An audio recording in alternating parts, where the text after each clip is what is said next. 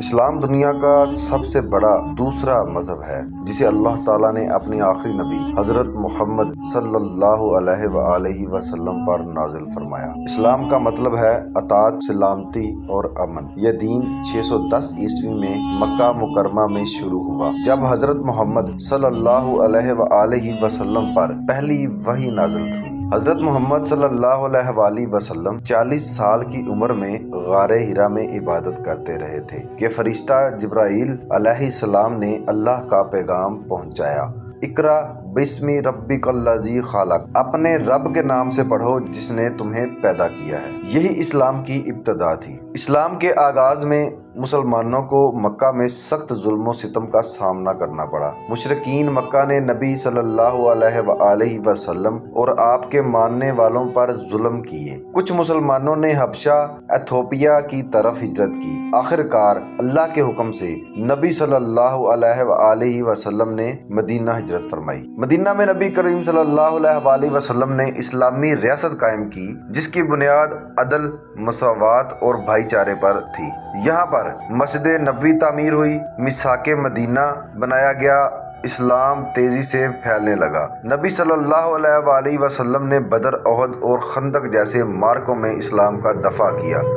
آخرکار 630 عیسوی میں فتح مکہ ہوئی اور مکہ میں اسلام غالب آ گیا۔ نبی صلی اللہ علیہ وآلہ وسلم نے 632 عیسوی میں وصال فرمایا۔ اس وقت تک پورا جزیرہ عرب اسلام میں داخل ہو چکا تھا۔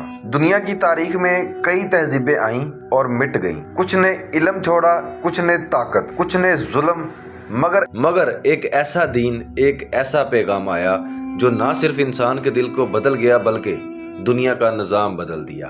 یہ ہے اسلام کی تاریخ۔ زمانہ جاہلیت کا دور تھا، انسان گمراہ تھا، بتوں کو پوجتا تھا، طاقتور کمزور کو دباتا تھا، عورتوں کی عزت نہ تھی، انصاف کا نہ پیدا تھا۔ دنیا کو کسی ایسے رہنما کی ضرورت تھی جو روشنی لائے۔ اسی اندھیرے میں 570 عیسوی میں اللہ نے اپنے آخری نبی حضرت محمد صلی اللہ علیہ وآلہ وسلم کو مکہ مکرمہ میں پیدا فرمایا۔ آپ صلی اللہ علیہ وآلہ وسلم کا نسب قریش کے معزز خاندان بنو ہاشم سے تھا۔ آپ یتیم پیدا ہوئے مگر بچپن ہی سے سچائی اور ایمانداری کی مثال بن گئے۔ نبی کریم صلی اللہ علیہ وآلہ وسلم جب جوان ہوئے تو الامین کے لقب سے مشہور ہوئے۔ لوگ آپ پر اپنے خزانے، اپنی امانتیں بھروسے سے رکھتے۔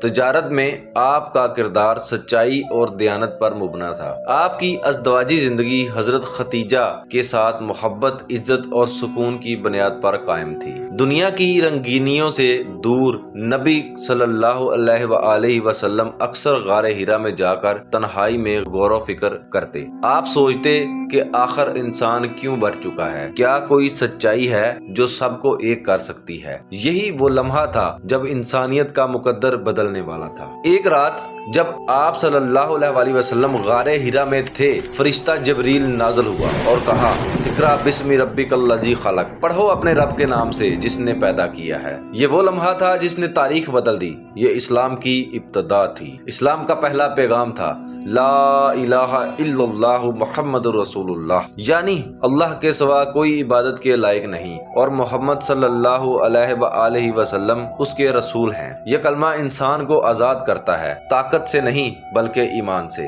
نبی کریم صلی اللہ علیہ وآلہ وسلم نے پہلے اپنے قریبی رشتہ داروں کو دعوت دی۔ سب سے پہلے ایمان لانے والی شخصیت تھی حضرت خدیجہ، حضرت علی، حضرت زید اور حضرت ابو بکر رضی اللہ تعالی عنہ۔ یہ وہ عظیم ہستیاں تھیں جنہوں نے سب سے پہلے حق پہچانا۔ اسلام نے دنیا کو 3 بنیادی پیغام دیے: 1 اللہ کی وحدانیت، 2 انسانوں میں برابری، 3 عدل اور انصاف کا نظام۔ کہا گیا کہ کسی عربی کو اجمی پر یا کسی گورے کو کالے پر فضیلت نہیں سوائے تقویٰ کے۔ جب نبی کریم صلی اللہ علیہ وآلہ وسلم نے یہ پیغام عام کیا تو مکہ کے سرداروں کو غصہ آیا۔ انہیں لگا کہ ان کے بت ٹوٹ جائیں گے، ان کا غرور ختم ہو جائے گا، مگر نبی کریم صلی اللہ علیہ وآلہ وسلم نے ہمت نہیں ہاری۔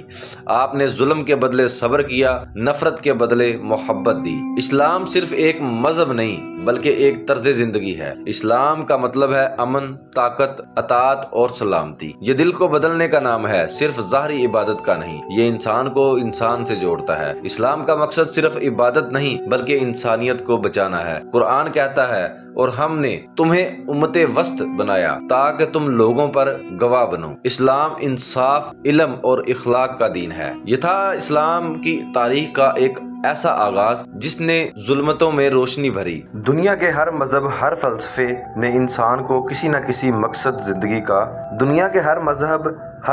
نے انسان کو کسی نہ کسی مقصد زندگی کا تصور دیا۔ کسی نے کہا خوشی حاصل کرو، کسی نے کہا طاقت حاصل کرو، مگر اسلام کہتا ہے زندگی کا اصل مقصد اپنے رب کو پہچاننا، اس کی بندگی کرنا اور انسانیت کی خدمت کرنا ہے۔ انسان دنیا میں کیوں آیا؟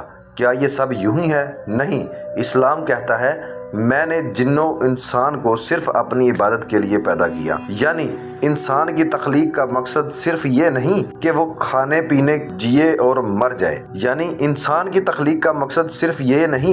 کھائے پیے جیے اور مر جائے، بلکہ یہ ہے کہ وہ اپنے رب کو پہچانے، اس کے حکم کو مانے اور نیکی کے لیے جیے۔ اسلام کا پہلا اور بنیادی مقصد یہ ہے اللہ کی بندگی یعنی عبادت۔ مگر عبادت صرف نماز اور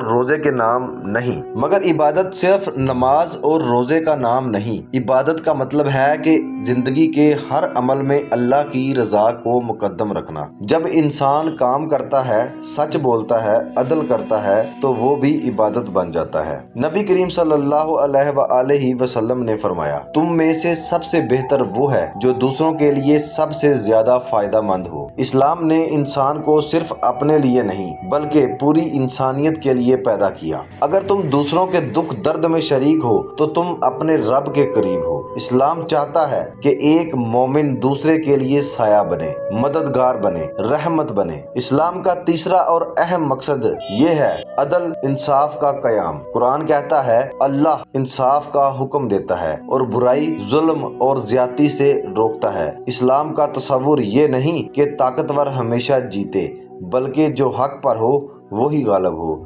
اسلام میں قاضی بادشاہ کے خلاف بھی فیصلہ دے سکتا ہے کیونکہ حق کسی کا غلام نہیں۔ اسلام کا ایک اور مقصد علم ہے۔ پہلی وحی میں اللہ نے کہا اقرا پڑھو، اسلام نے کہا علم حاصل کرو چاہے تمہیں چین جانا پڑے۔ اسلام نے انسان کو سوچنے، سمجھنے اور حقیقت تک پہنچنے کی دعوت دی۔ جہالت سے نجات علم کے ذریعے ہی ممکن ہے۔ اسلام نے دنیا کو برابری کا سبق دیا۔ نبی کریم صلی اللہ علیہ وسلم نے فرمایا کسی عربی کو عجمی پر اور کسی گورے کو کالے پر کوئی فضیلت نہیں سوائے تقویٰ کے۔ اسلام نے بتایا کہ انسان کا معیار نہ دولت ہے، نہ رنگ ہے، نہ نسل، بلکہ تقویٰ یعنی نیکی اور اخلاق ہے۔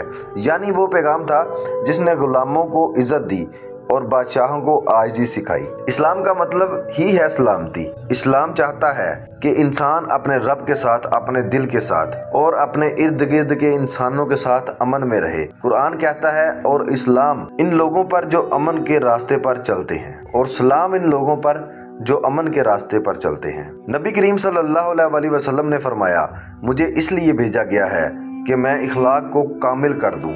اسلام کا مقصد صرف عبادت نہیں بلکہ کردار کی تعمیر ہے۔ اسلام چاہتا ہے کہ انسان سچا ہو، وعدے کا پکا ہو، رحم دل ہو اور دوسروں کے لیے آسانی پیدا کرے۔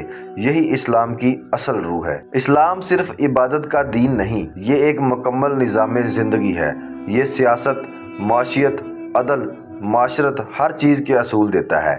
اسلام کہتا ہے اگر تم حق پر ہو تو اکیلے بھی مضبوط رہو۔ یہ دین حکومت سے نہیں بلکہ دل سے شروع ہوتا ہے۔ ایک فرد بدلے گا تو معاشرہ بدلے گا۔ اسلام محبت سکھاتا ہے، رب سے، رسول اللہ صلی اللہ علیہ وسلم سے اور مخلوق سے۔ قرآن کہتا ہے اللہ ان لوگوں سے محبت کرتا ہے جو نیکی کرتے ہیں۔ اسلام نفرت نہیں، دلوں کو جوڑنے کا پیغام ہے۔ یہ دین دلوں کو نرم کرتا ہے، انسان کو انسان کے قریب لاتا ہے۔ اسلام یاد دلاتا ہے کہ یہ دنیا عارضی ہے، یہ امتحان ہے، منزل نہیں۔ قرآن کہتا ہے کہ ہر جان کو موت کا ذائقہ چکھنا ہے۔ اسلام چاہتا ہے کہ انسان دنیا میں رہتے ہوئے آخرت کے لیے کام کرے۔ یہی ایمان کا توازن ہے، دنیا میں رہو مگر دل آخرت میں ہو۔ اسلام کا مقصد ہے کہ انسان روشنی میں جیے، اپنے رب کی معرفت میں، عدل کے ساتھ، محبت کے ساتھ۔ یہ دین صرف ماضی کی بات نہیں، یہ آج بھی زندہ ہے۔ ہر دل میں جو سچائی تلاش کرتا ہے۔ اسلام کا مقصد ہے امن، عدل، علم، خدمت اور محبت۔ یہ دین ہمیں سکھاتا ہے کہ ہم اس دنیا میں روشنی بنیں، اپنے رب کے بندے بنیں اور انسانوں کے لیے رحمت۔ یہی اسلام کا مقصد ہے، زندگی کو بہتر بنانا اور آخرت کو سنوارنا۔ اگر آپ چاہتے ہیں کہ دنیا بدلے تو اپنے دل سے شروع کیجئے۔ اسلام آپ سے بس اتنا چاہتا ہے، سچائی، عدل، علم اور محبت۔ اللہ آپ کو اپنی رحمت میں رکھے۔ السلام علیکم ورحمۃ اللہ وبرکاتہ۔ آنے والی قسط میں ہم دیکھیں گے کہ کس طرح نبی کریم صلی اللہ علیہ وآلہ وسلم نے مکہ میں ظلم برداشت کیا اور پھر مدینہ کی طرف ہجرت کر کے ایک نئی ریاست قائم کی۔ اگر آپ کو یہ ویڈیو پسند آئی تو سبسکرائب کریں، لائک کریں اور اگلی قسط میں ہمارے ساتھ رہیے۔ اسلام کی تاریخ، ہجرت، مدینہ کا سفر۔ اللہ حافظ۔